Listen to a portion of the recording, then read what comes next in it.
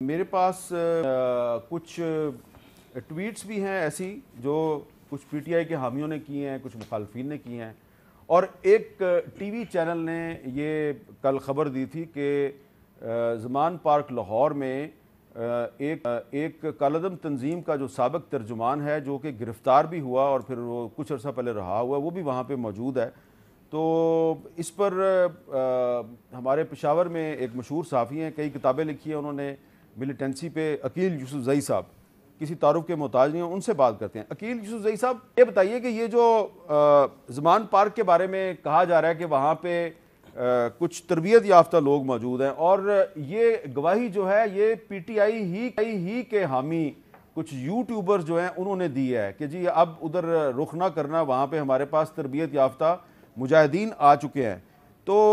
ये क्या किस्सा क्या है, ये कौन आदमी है जिसके बारे में कहा जा रहा है कि वो तरबियत याफ्ता मुजाहिद है और वो वहाँ पर मौजूद है, और अगर वहाँ पे हेलीकॉप्टर आएगा तो हेलीकॉप्टर को भी गिरा दिया जाएगा? बहुत शुक्रिया अमीर साहब। हमारा तो एहतजाज ये है कि एक तो हम पीटीआई की वजह से बदनाम हुए हैं कि यहाँ पर तजुर्बागाह बना रहा 2013 के बाद, और फिर उसके बाद मिलिटेंसी के बारे में या अफ़गानिस्तान के बारे में या टीटीपी के बारे में इमरान खान साहब का जो बयानिया है वो भी सबके सामने है। अब ज़मान पार्क में भी जिन लोगों ने वहाँ पर हाजिरी लगाई है, जिन्होंने डंडे बरसाए हैं और जिन्होंने डंडे सहे हैं, उनमें भी अगर आप नाक़दाना जायज़ा उसका ले लें निसाब की बुनियाद पर, तो खैबर पख्तूनख्वा ही से ताल्लुक़ रखने वाले कारकुन और लीडर है। बाकी लोग तो प्रेस टाक करके चले जाते हैं चंद एक को छोड़कर। तीसरा ये वाला जो इशू सामने आ गया है, उसमें जिस ट्वीट की आप बात कर रहे हैं वो उसके बाद डिलीट कर दिया गया है, मगर वो आई थी और चंद और लोगों ने भी इस किस्म की धमकियाँ दी हुई थी। मैं इस पर खैबर पख्तूनख्वा के एक पुरम शहरी के तौर पर एहतजाज भी करता हूँ कि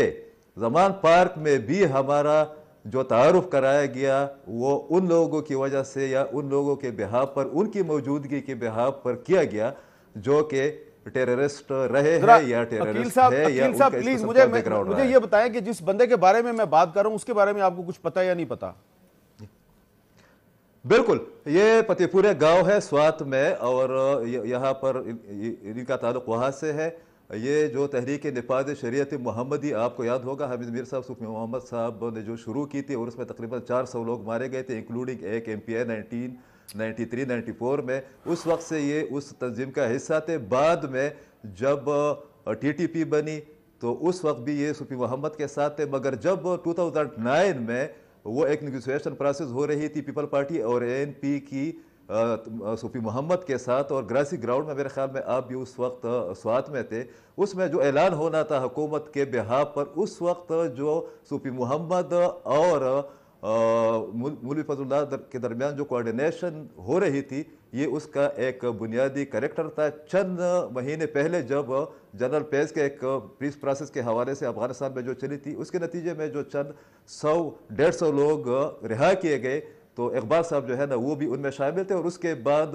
वज़ीर आला महमूद खान के कहने पर, इनकी ख्वाहिश पर इनको PTI में शामिल किया गया, और बाद की जो तफसीलात है कि वो खुद वहाँ पर गए हैं चंद लोगों को लेकर, और चंद मिनिस्टर्स के बारे में कहा जाता है कि उन लोगों ने चंद और लोग भी अपने साथ लेकर गए हैं ज़मान पार्क में, और बहुत से लोग इस वक्त भी ज़मान पार्क में मौजूद हैं। बहुत बहुत शुक्रिया अकील यूसुफ में इकबाल साहब के बारे में बताया, जो कि मुबैना तौर पे उनका ताल्लुक